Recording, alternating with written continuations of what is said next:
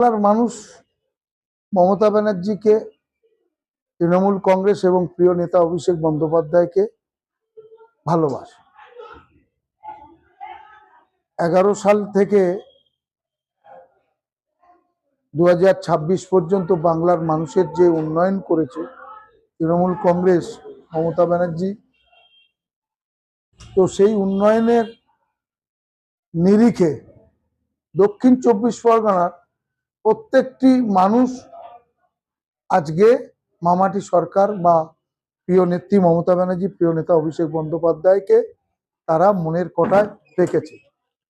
গরিব মানুষ ঘর চাচ্ছে, কেন্দ্রীয় সরকার ঘরের টাকা আটকে রেখেছে, আজকে প্রায় 4 বছর ঘর নেই।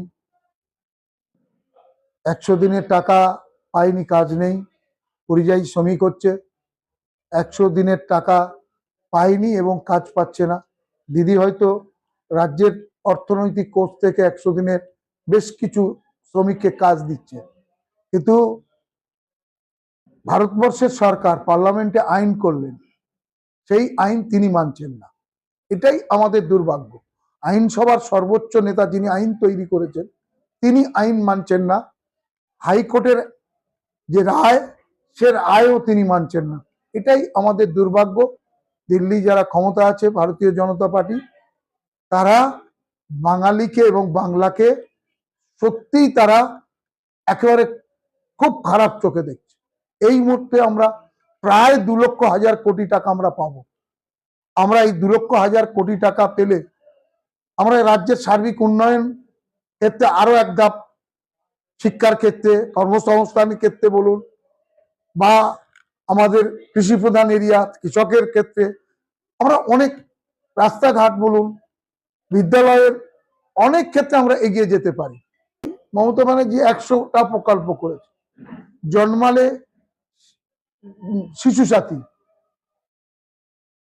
খিদে পেলে খাদ্য সাথী, পড়াশোনা করলে আপনার আমার ছেলে মেয়ে, এই রাজ্যের ছেলে মেয়ের পড়াশোনার দায়িত্ব মুখ্যমন্ত্রী নিয়েছে। ক্লাস 8 পর্যন্ত খাবার দিয়েছে, ক্লাস 9-এ সাইকেল দিচ্ছে, ক্লাস 10 পাস করলে তারা স্কলারশিপ পাচ্ছে। শিডিউল কাস্ট, শিডিউল ট্রাইব, আদিবাসী সবাই মাধ্যমিক পাস করলে স্কলারশিপ পাচ্ছে। নবান্ন স্কলারশিপ 50%, 60% স্বামী বিবেকানন্দ পাচ্ছে।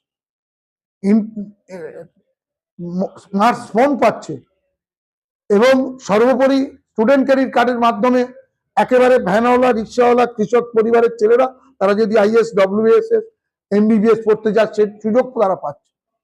মেয়ের বিয়ে দিতে গেলে রূপশ্রী পাচ্ছে গরিব মানুষরা, কন্যাশ্রী, বিশ্বজয়ী কন্যাশ্রী পাচ্ছে, আবার মরে গেলে সমবাদী পাচ্ছে। বেকার ছেলেদের কর্মসাথী প্রকল্প চালু করেছে। বামপন্থীরা কৃষক আন্দোলনের মাধ্যমে 34 বছর ক্ষমতায় ছিল। এই তেভাগ আন্দোলন হয়েছিল বুদাখালীতে, কাকদ্বীপে, অহল্যা এবং বাতাসী মহিষী 2 নারীর নেতৃত্বে।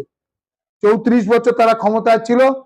এই পশ্চিম বাংলাকে কৃষকের কিছু করেনি। এখন মমতা ব্যানার্জি, কৃষক যদি ক্ষতি হয় তার পূরণ পাবে, আবার যদি বন্যা হয় তারও জন্য পাবে, খরা হলে পাবে, শস্য ক্ষতি হলে পাবে, ক্ষেত মজুরের টাকা পাবে। 100টি প্রকল্প করেছে, কেন মানুষ চাইবে না দিদিকে?